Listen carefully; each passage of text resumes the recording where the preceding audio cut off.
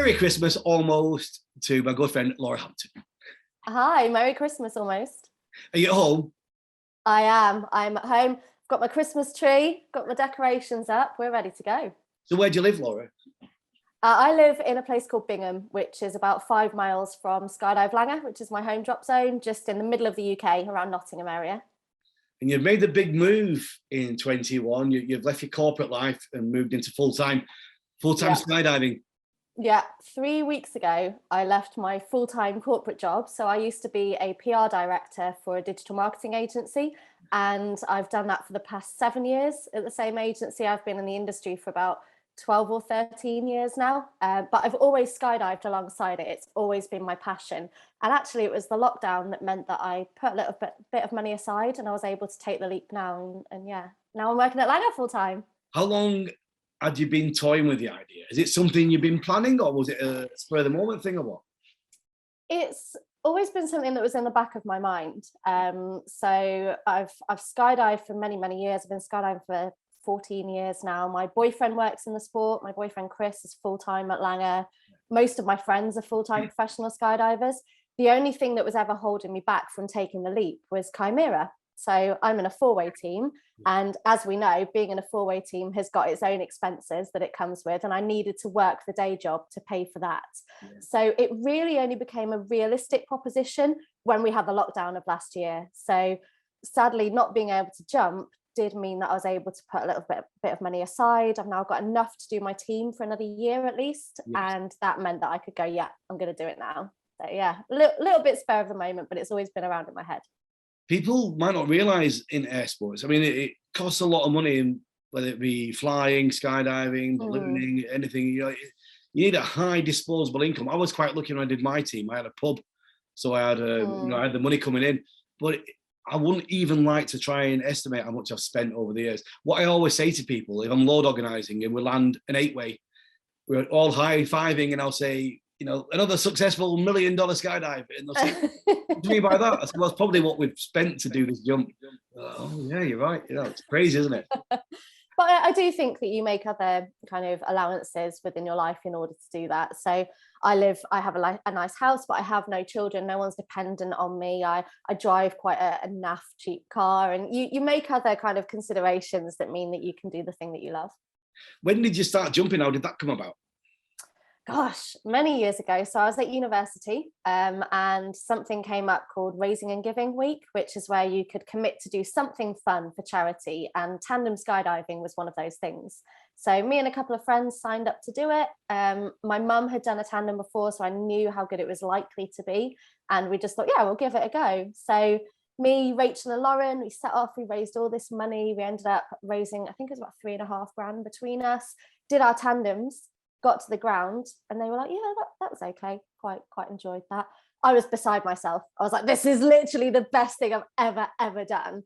And it was that immediate passion for it that really made it stick. So yeah, I've been doing it for nearly 14 years now. As soon as I finished uni, I moved straight onto the drop zone, started packing parachutes for a living, and then it's really just snowballed from there. Was your first jump at Langer? Was that where your tandem was? Yeah. It was, yeah, with someone called Mike Gorman, who no longer jumps at Langer. I think he was at Emporia Brava for a while. But I know Mike. Yes. Used to work with Mike a lot. You jumped with Mike. Incredible. Yeah. And your mother jumped before you did? She did. So my mum was a little bit obsessed for a while. I think she did maybe 4 or 5 tandems. All right. And I remember she always used to take her own music for her tandem videos. Yeah. Which, knowing people who film tandems now, that must have been a nightmare, but she'd always go with something, and she was so passionate about it and loved it so much that it felt right to give it a go as well. That's really interesting. Has she done any tunnel? No, aside from doing a couple of minutes as like a first timer session, but she's all about going up in the planes. So secretly, I'm hoping to take her again next year. Oh, brilliant. That's what I love about these chats. You find things out, that you wouldn't even get to know otherwise. It's really, really interesting. So when did you think about, we're starting the sport, you get jumping, you start getting some skills. When did you think about competing? When did that start coming into your head? Really early on, actually, just because it seemed like a lot of fun. So my first team was very soon after I started. I did a team called Pogo Boing, and one of my friends, a guy called Dennis, had said, don't worry, you don't have to know how to do anything. I'll just move you around the sky. So that was what happened. And yeah, he moved me around the sky. We did a team in not the bottom category, but one category up. So we were in the single A category of the 4-way nationals. And we did okay, and it was good fun. And I just thought, what a great way to continually develop myself within the sport and to have a good time. So that was the first real taste of it. The next kind of thing that I went on to was a team called Enigma. So we were drunk in the bar one night, me and 3 friends, and we said, gosh, this 4-way lark, that seems expensive, doesn't it? And then our drunken selves kind of questioned, well, does it have to be? Do you have to spend a lot of money? And we thought, no, we can do this without spending any. So that was our concept for our team, was that we'd enter at the top level without spending much money at all, and take advantage of all of the amazing skydivers around us at Langer, all of the free support through British skydiving roadshows. And yeah, we did a top level team, and we were not the worst. So that was exciting. Yeah. From there, people got really into that idea, and we had the Enigma squad. So we were called Enigma Block Party. There was a big group of us. We split into separate teams, almost like the Satori Academy of years ago. Yeah. And all had a go, and that was fun. And then, yeah, a couple of others in between, and now I'm in Chimera. But it's still something that really kind of fuels my passion for skydiving, but also feeds that hunger to be getting better all the time as well. Yeah. And this latest team now that you're with, that's been a couple of years, hasn't it? You've reached quite high in the British charts of skydiving. Really, you've done quite well. We have, and yeah. So I think this is year number 7. We've had a COVID year in amongst that as well. But yeah, Chimera has been around for a little while. We've really tried to develop from kind of the very early stages up. So it's the first properly serious team that any of us have done. Yeah. And in the 2021 Nationals, we were very, very close to becoming the British champions, which was, exciting but heartbreaking. Next year. Next year's the one. I saw that picture. There was a picture online of, I think was it a jump off, or was it around 10 being judged? And the look on the faces of the team, it was one of those pictures which is quite iconic. You can see everything in them. Brilliant. Yeah, a lot of people have spoken to us about that. It's actually the round 10 scores being judged. Yeah. And there was video and photos of the jump off being judged. But honestly, you put your heart and your soul into something, and it means so much to you. And that moment where it slipped out of our grasp, we've just asked for that not to be shown, because it's very, very personal to us. Yeah. So we were asked if that could be shared, and we did think it'd be quite an interesting thing from like a sports psychology point of view, and to look at how people respond. But it was too personal and too raw. Yeah. The photo from round 10 though is something that we were happy to have shared, because you've got such a range of emotion. Yeah. And, you can see it in that picture. I think I'm looking just absolutely terrified. I'm holding on to Sarah's hand, because she's very scared as well, like what's going to happen, what's going to become of our team. Then we've got James, who is just like, oh, this is so exciting. Will, I think, is smiling, because he's like, I can't believe we're part of this. There might be a jump off that hasn't happened in so long. And all the people around us who are just loving the show of it, I suppose. And lots of people have said to us since, what an incredible thing that was to watch. And yeah, good. We're glad that we put on a good show. But yeah, it was an emotional time.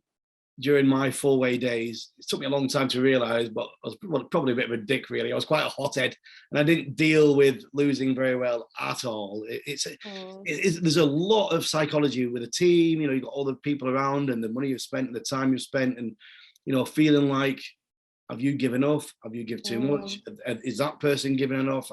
It's wow. I mean, it teaches you a lot about life, doesn't it? It's honestly one of my favorite things about being in the team, and the thing that I will always value the most is how much it's caused me to develop as a person as well as a skydiver. And I think that's true of not just air sports, but any kind of sports that you're engaged with. There's always this balance of the physical. So, we all keep ourselves very fit. I personally like to run a lot. I do a lot of yoga, all that side of things. But then you've also got the mental side, especially in a team competitive environment where, as you say, you're kind of looking at yourself, but also those around you. Yeah.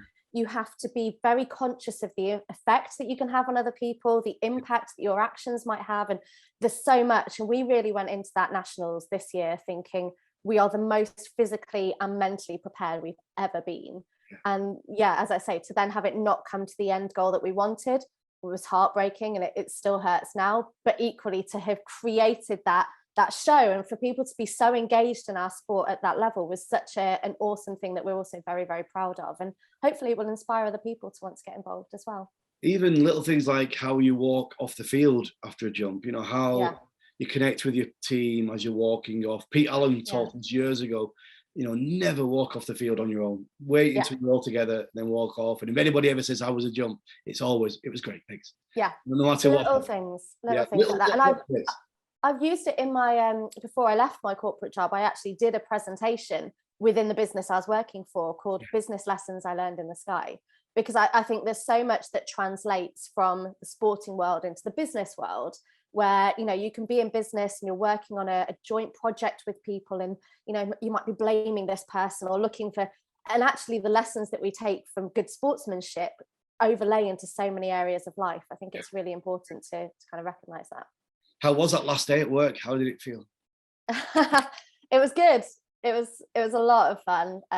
It was a real mix, actually, of being very, very proud of what I'd been part of. So when I joined the agency, I was person number 6, and me and these 5 guys, and we were just kind of trying to do things, and we weren't quite sure what we were up to, but we kind of muddled through, and it all kind of seemed to work quite well. And by the end of it, I believe there's just over 90 people there now. So the last engagement I had with them actually wasn't my last day, it was the Christmas party that I went to last week. And there was one point where I was stood in the middle of this dance floor, and I looked around at nearly 100 people around me who were all so happy and so fulfilled in their lives. And I felt really proud to have created that and to create that environment for people. So yeah, I'm incredibly proud of what I built there. But also I recognize that their next journey is not my next journey. You know, everything that they are doing next is getting bigger, more corporate, more businessy, and actually where my heart is in skydiving, and specifically at Skydive Langer. So yeah, it was a real mix of pride, but it was the right time to go. And I didn't really think about it before, but like you say, a lot of your closest friends are already full-time in the sport, your partner's full-time in the sport. It was really a natural progression for you, wasn't it? Yeah, and I think it was about me trying to find the right time and also the right thing to do. So I'm very ambitious, especially in my professional life, and that was something that I didn't want to put aside to simply go and jump. You know, there are definitely places for people who want to, you know, just get their tandem rating, just do some tandems or just do their AFF or whatever it might be.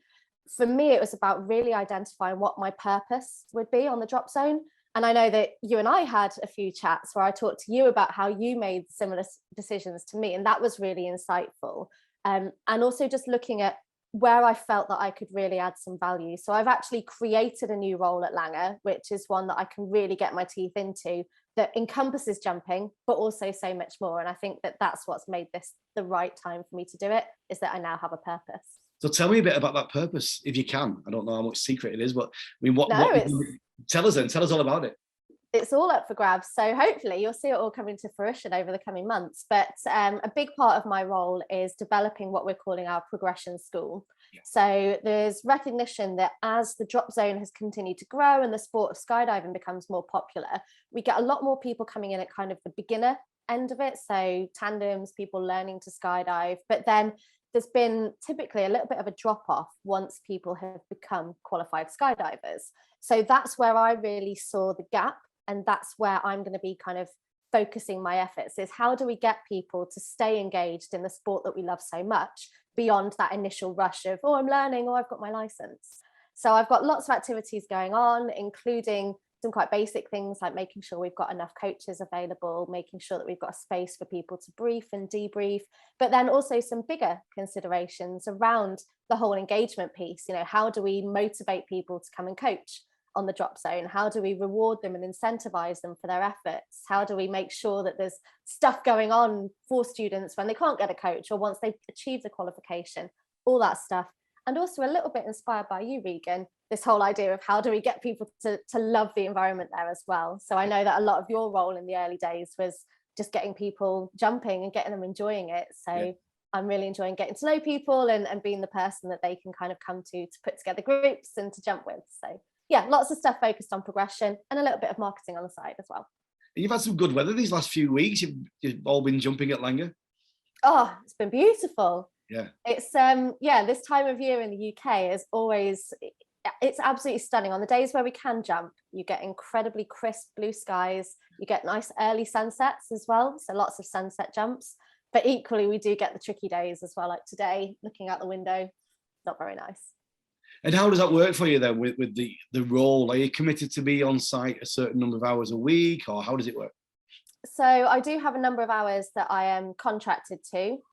So I do 24 hours over the course of a week, which is dedicated to the progression school and to marketing. But I can do that wherever. So if that means that I'm on the drop zone jumping, great. If it's a bad weather day like today, I've actually been working all morning already. So it's really nice to have that flexibility. Yeah, yeah. Interesting stuff. It's very, there must be many people watching who have found themselves in a situation where they're in the corporate world, but they know the passion is in the sky. It's not an easy decision, and it's different for everybody. It was very different for me and you. For me, it came completely out of the blue. I wasn't expecting it. I was working in recruitment, and I just happened to be at Imperial Bravo when they wanted somebody to do my role. So it wasn't something I was building up for. I had no intention of being a full-time skydiver, but it was when I was offered it, I suddenly realized if I don't do this, I will regret it. And so we're very different in that way. You were building up for it. For me, it just came from nowhere. What advice would you give to anybody who's passionate about air sports, especially skydiving, who's in a corporate job, might be earning a big bag of cash and thinks, can I do this? Is it something I can do? I think the biggest thing for me has been identifying what your own values are and what your purpose is going to be that aligns with those values. So that sounds very corporate jargon as I'm saying it, but it genuinely rings true for me, because I think in my corporate job, my biggest passion outside of that was Chimera. And in order to facilitate doing Chimera, I had to do the job. So my purpose was my team. I had to do that job to make that happen. Yeah. When that necessity of doing that job to feed the team changed, that's where I could still stay committed to that purpose, but I could take a different path to it. So I think you need to know what your end goal is and recognize that going to work in the sport of skydiving or any other sport, it doesn't just mean you rock up and you have a bit of fun and then you go. You make your hobby into a job, and it is hard work. Yeah. If you can recognize that if you can justify that aligns with your purpose and it aligns with your values, then that's all great. If you're thinking that you're just going to go and have a bit of a jolly, probably not the right time. Keep it as a hobby. Yeah.